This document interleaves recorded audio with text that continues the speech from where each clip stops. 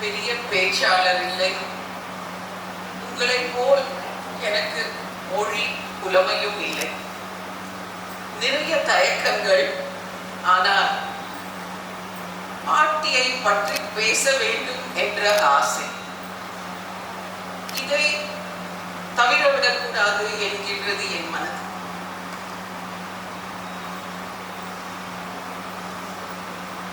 நான் பேசுவதில் இலக்கணம் இல்லை, என் மனதில் பிரதிபலிப்பு.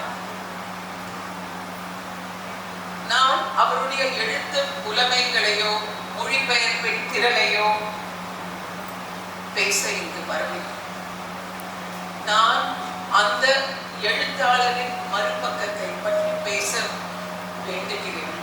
She had such a powerful other side. சிறு வயதில் எனக்கும் என் தம்பிக்கும் எக்ஸாம் முடிந்தவுடன் தாத்தா பாட்டி வீட்டுக்கு செல்வது ஒரு பெரிய எக்ஸைட்மெண்ட். அன்பும் அரவணையும் மிகுந்த நாட்கள். இன்றும் நாங்கள் அந்த நாட்களுக்கு ஏங்குகிறோம். அப்பா அம்மா உறவு என்பது ஒன்று, தாத்தா பாட்டி உறவு என்பது இன்னொன்று. கதர் ஆடை, கிறிஸ்ப் காட்டன் சாரி, ஒரு கம்பீரம் நிறைந்த தன்னம்பிக்கை. சிறு வயது முதல் என் பாட்டியின் பாதிப்பு என் வாழ்க்கையில் பல. எழுதுவதை தவிர சினிமாவில் ஆர்வம். வீட்டு வேலைக்கு நடுவில் திறம்பட ஹிந்தி சொல்லிக் கொடுப்பார்.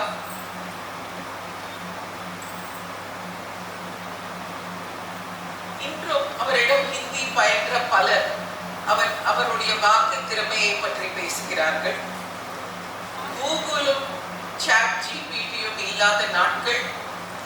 அவருக்கு வேண்டிய குறிப்புகளை லைப்ரரி சென்று அசராமல் எடுப்பார். எங்களுக்கும் கனிமரா லைப்ரரி ஒரு இடமாக ஆரம்பித்தது. சமையலில் மிகுந்த ஆர்வம் கொண்டவர். சமையல் புத்தகங்களையும் வெளியிட்டுள்ளார். அவர் உடல் உபாதைகள்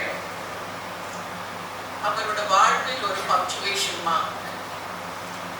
இதற்கெல்லாம் மேலாக பலர் கூறியது போல் என் சித்தியை திறம்பட உருவாக்கினார். அது ஒரு சாதனை. It was a medical miracle. இவையெல்லாம் செய்வதற்கு நேரம். அவருக்கு எதுக்கும் நேரம் உண்டு, எல்லாவற்றுக்கும் நேரம் உண்டு, எல்லாவருக்கும் நேரம் உண்டு. She had time for everybody and for everything. மனோ உறுதி கொண்ட உழைப்பாளி. காலத்தின் தேவைகளை உணர்ந்து அதற்கு ஏற்ப தன் வாழ்க்கையை செதுக்கி அமைத்த போராளி. அவர் செய்த அனைத்தையும் தனித்தனியாக கம்பார்ட்மெண்டலைஸ் பண்ணி அதில் ஒரு பெர்ஃபெக்ஷனை எதிர்பார்த்து செயல்படுவார். என் பள்ளி காலத்தில், கல்லூரி காலத்தில் பல இலக்கிய அனுபவங்களுக்கு கதவை திறந்தார். இலக்கிய ஜாம்பவான். அவர் நூல்களை உணர்த்தினார். புஸ்தகம் படிக்கும் தாகத்தை உருவாக்கிவிட்டார். ராஜன் கிருஷ்ணன், அசோகமித்ரன், ஜெயகாந்தன் போன்றவருக்கு ஸ்பரிசம் கொடுத்தார். நாளாக ஆக எங்கள் உறவு மருவி ஒரு இன்டராக்ஷனாக மாறியது. தான் படித்த புத்தகங்களை பற்றி பேசுவார். தான் பார்த்த இடங்களை, அற்புதங்களை எடுத்து கூறுவார். என்னை ஊக்குவிப்பார். அவர் கூறியவற்றை கேட்டு நான் ரசித்திருக்கிறேன், வியந்திருக்கிறேன். I treasure that relationship. நாட்கள் கடந்தன. என் வாழ்வில் எல்லா நிகழ்வுகளும் அவருக்கு ஒரு பெரிய இடம் உண்டு. என்னுடன் ஒன்றாக என் மனம் விட்டு பேசும் ஒரு சிநேகிதியாக மாறினார். அவருடைய வயோதிக காலத்தில் எழுத்து மட்டும் நிற்கவில்லை, அந்த தாகமும் குறையவில்லை.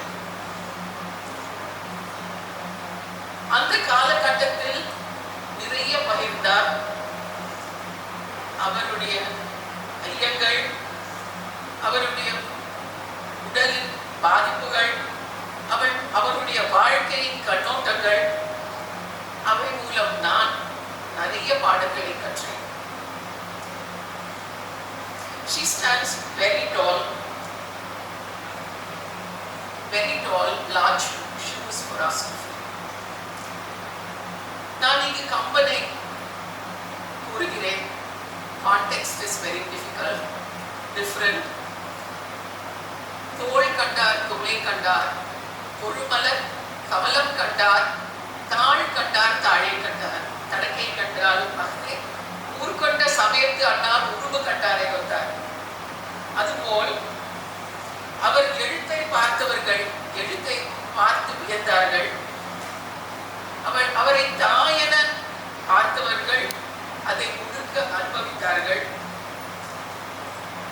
அவருடைய உழைப்பை பார்த்தவர்கள் வியந்தார்கள்.